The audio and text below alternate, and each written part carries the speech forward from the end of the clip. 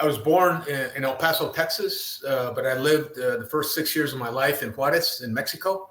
My parents were both from Mexico, and I was born there, but then we lived in Juarez, and for the first 6 years, my father worked at Fort Bliss as a dishwasher, and my mother stayed at home.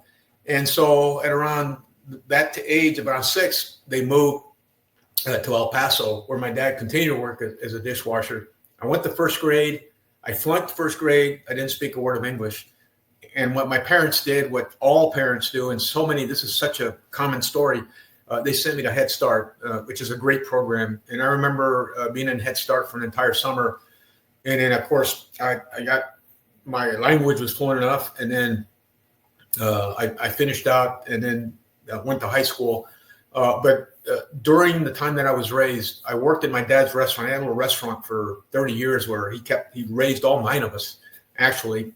And I started peeling potatoes when I was 6, and I did everything. I waited on tables. I cooked. I did his books when I was in college because I was a business major. And I think I was telling you that as the oldest of 9, my father came to me and he said, I want you to take over the restaurant. You're the oldest. And I go, Dad, I'm going to do something easier. I'm going to join the Marine Corps. And so I did.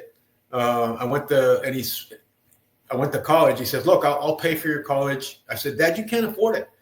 He said, just go. And so I went to school, and the first thing I did, the first month of the first semester, I went to the recruiting officer and signed up for the platoon leaders class program. And then I was commissioned in 1979. I was going to do 6 years. I loved the Corps. And 36 years later, I still miss it.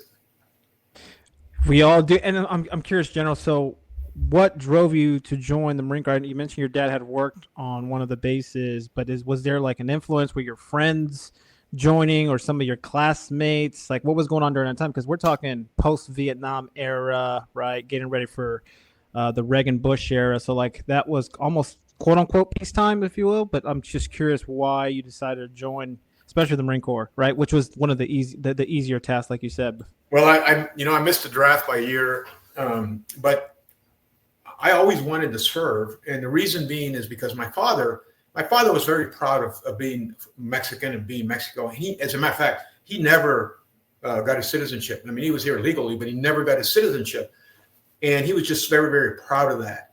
But he also was very proud of the fact that I spoke English. I mean, that's he would tell his customers, my son speaks English.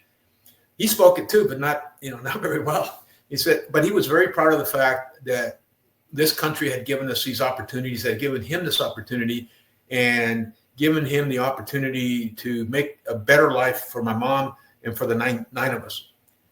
But I always wanted to serve. And I recall, and you mentioned Vietnam, a lot of his customers ended up going to Vietnam.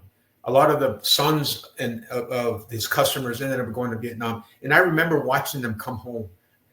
I knew them when they were a bunch of knuckleheads or they were just teenagers. And then when they come back, unrecognizable, squared away, respectful, disciplined. And I would hear their stories. And I said, you know what? I want to be a Marine. And that happened when I was in the 4th or 5th grade. And that was my goal.